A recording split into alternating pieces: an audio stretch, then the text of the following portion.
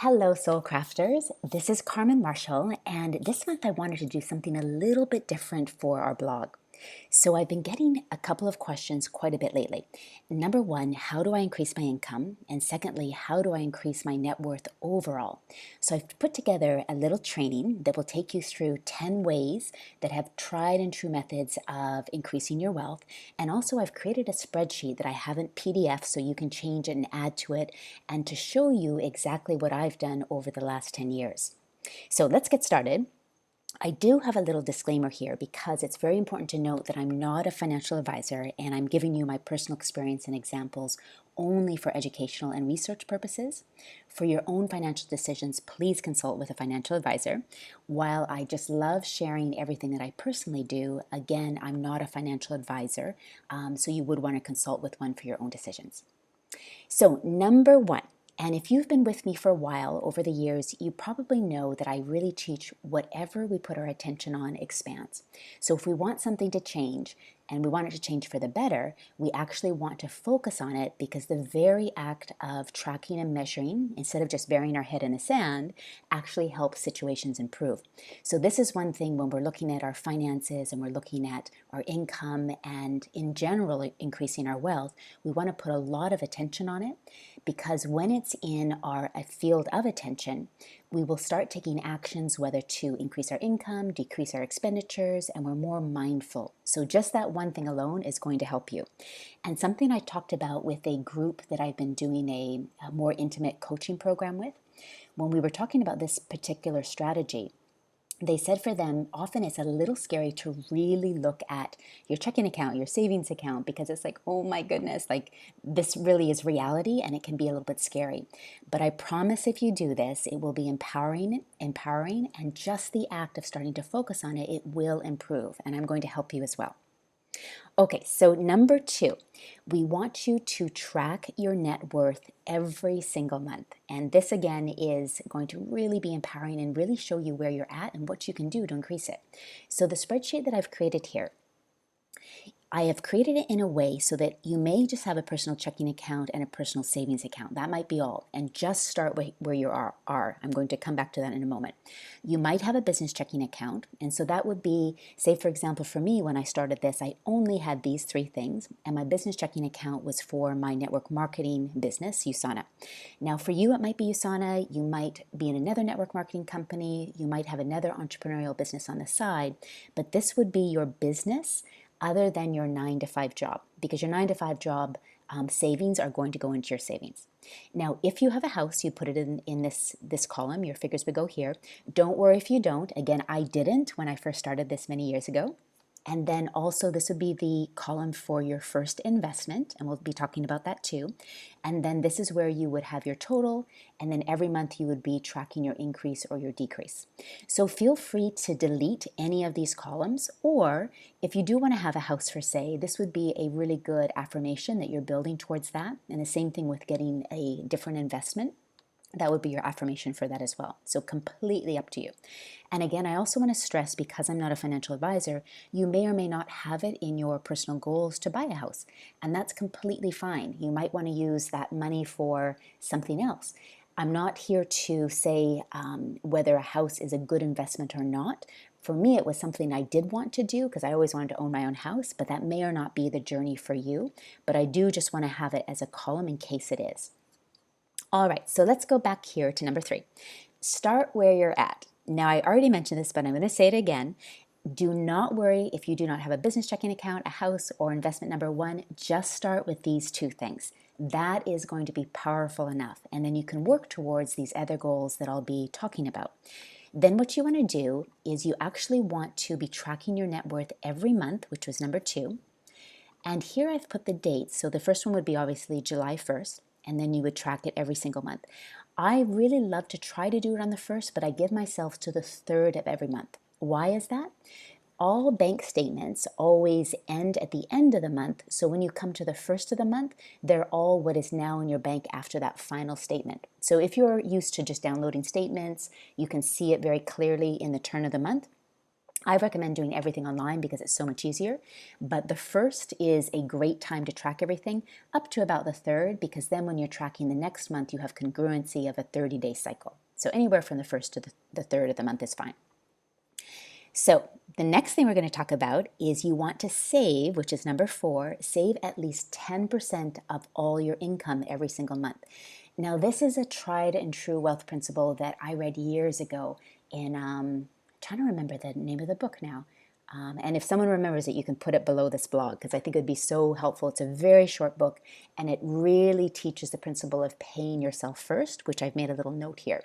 So if you're just in a 9-to-5 job, or let's say you are also have a business on the side, from both of those things, you want to take 10% and put that into your savings right away.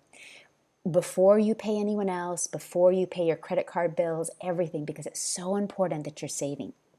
This is something that I learned when I was really, really young. I have no idea where I got it from. It must have been subliminal, maybe from my parents. But I literally had a jar, and this started with my allowance and the little jobs that I would have when I was a teenager. I had a jar for my college fund.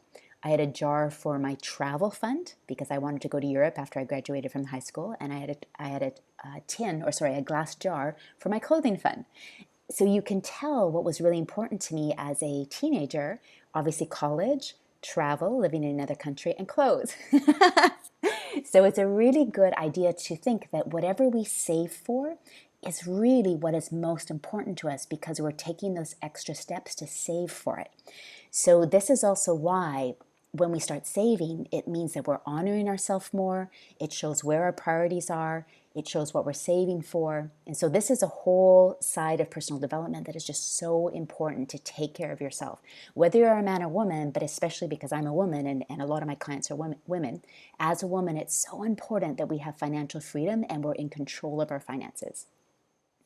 All right, so pay yourself first, no matter what. And then this is something that my ex-husband, who I always like people to know I'm on really good terms because when you say ex, it always sounds bad.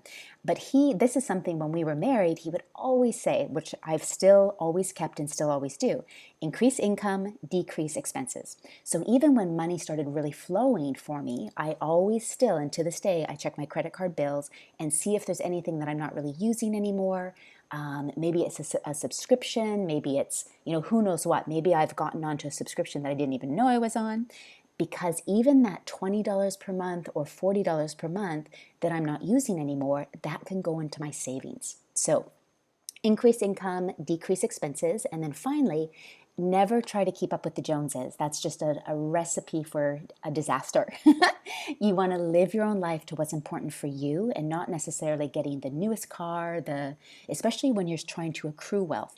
Of course, when you do accrue wealth, I still love to live within my own means, so I'm not going to buy a Lamborghini in my case. Someone else might because they have the means to that. That's not my means. But I do like to buy higher end things that are within my means and never to keep up with somebody else.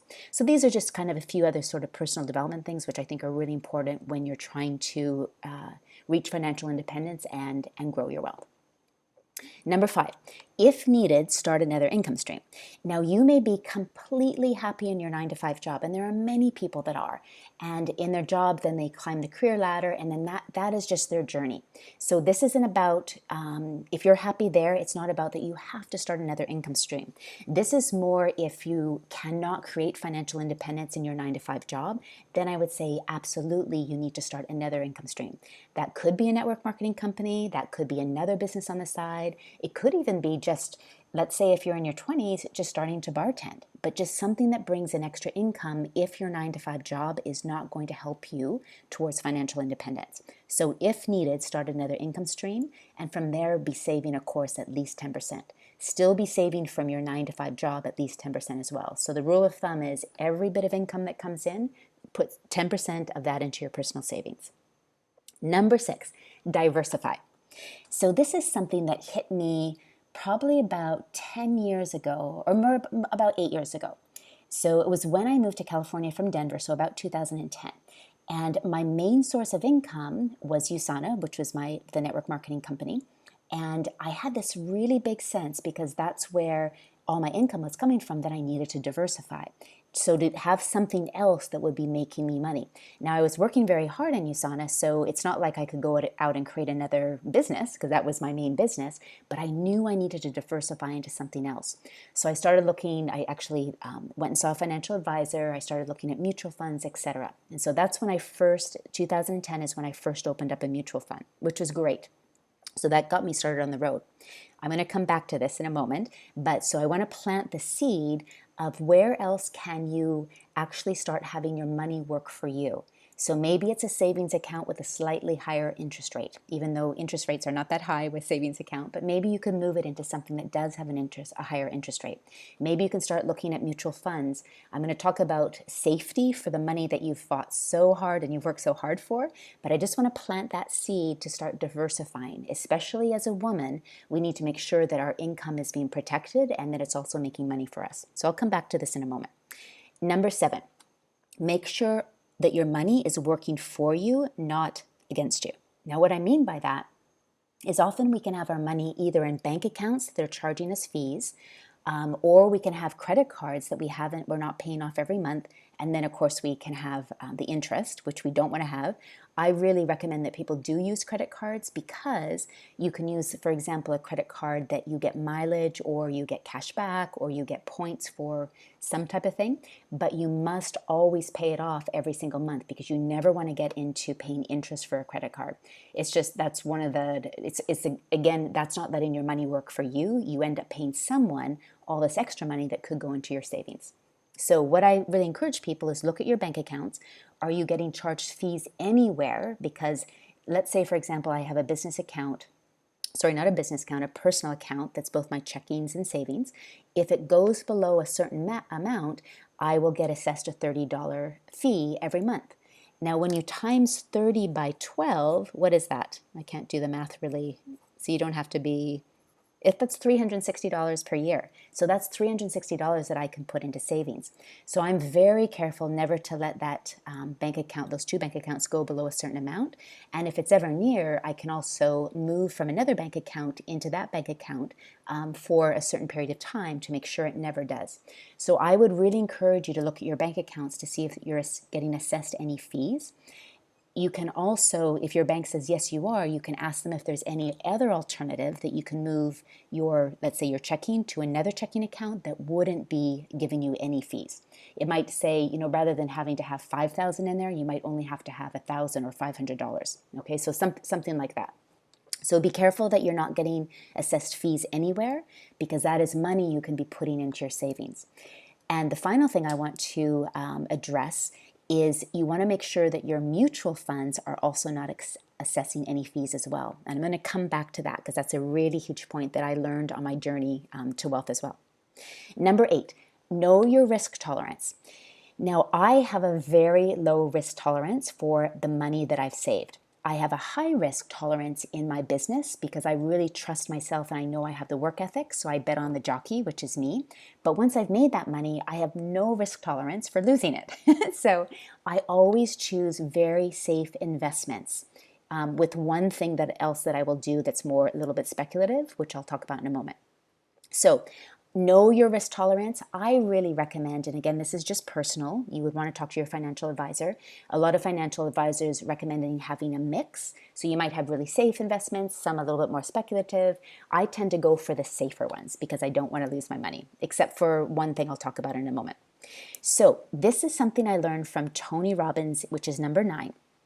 In his really thick book on finances that was written about, I think, 4 years ago, the best thing I learned from it that was revolutionary was he said, check to see if your mutual funds are charging you any fees. So remember when I said back in about 2010, I started investing in mutual funds? When I actually looked, as per Tony Robbins' suggestion, I discovered that my mutual fund was charging me fees. And they almost, not completely, but they almost took all of the interest that I was earning, which was crazy. So right away I was like, okay, it's been good that I've been investing in mutual funds and I have made some money, but I could have made a lot more if they weren't being taken by the fees.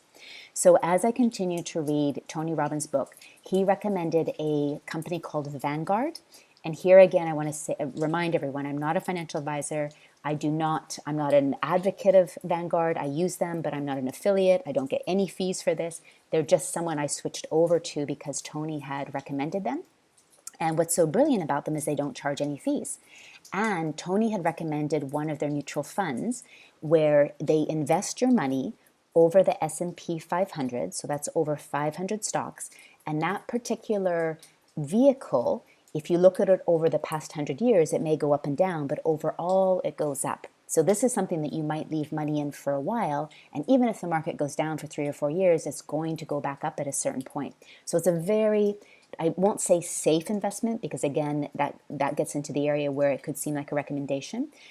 In my mind, it's a non-speculative and it's a very balanced type of investment for me. So that's what I really liked. It was balanced.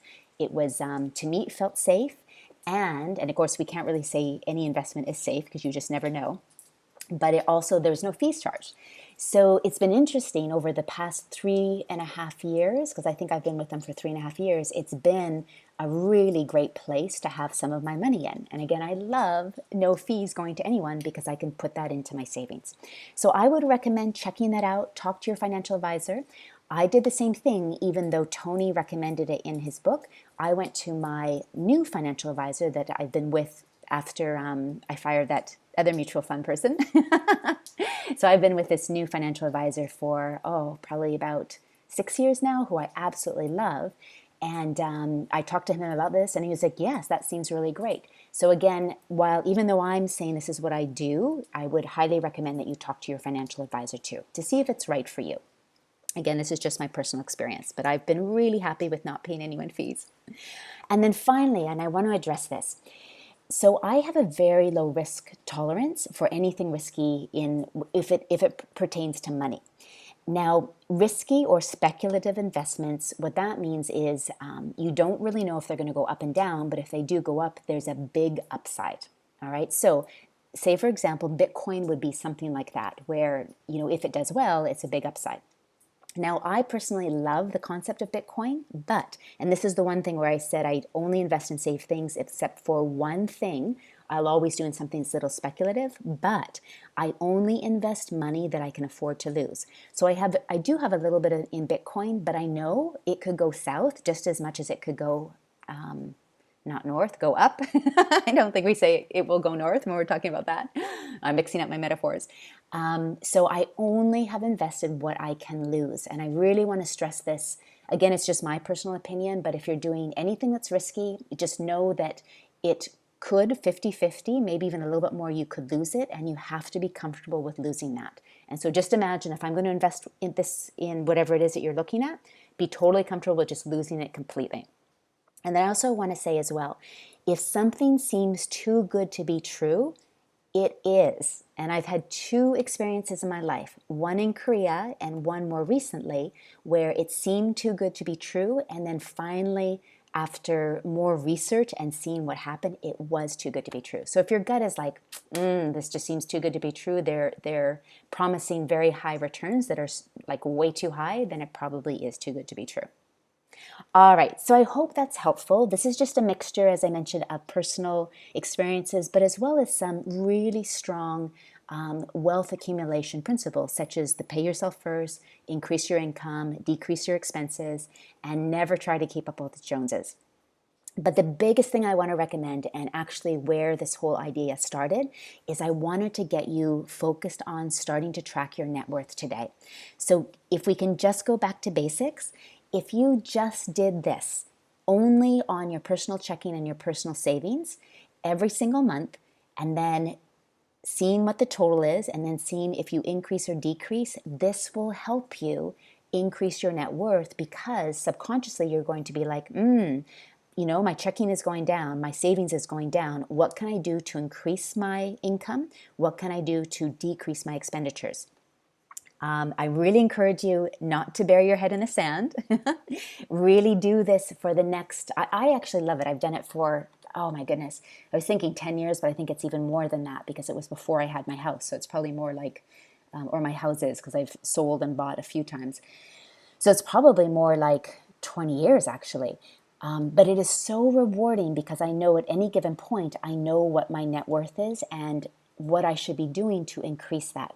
And one of my biggest values is freedom, including financial freedom, not for myself, but for the world. Because when we have financial freedom, we really have the time and the money to make a true difference in the world. We're not just concerned about paying our bills. We can really figure out what our passions are and make a difference in the world. So I hope this is really helpful. If you have any questions, please comment below. I love to help in this area, in anything to do with money. If you love this video and you think someone would benefit, share it, send it out. And I will catch you in a month on the next blog in whatever format. And if you have any suggestions how you prefer blogs written, YouTube videos, or this type of video tutorial, please let me know. I'm always here to help. Have a beautiful afternoon or evening wherever you are, and keep soul crafting your life. You are worth it, and your life is worth it. Bye for now.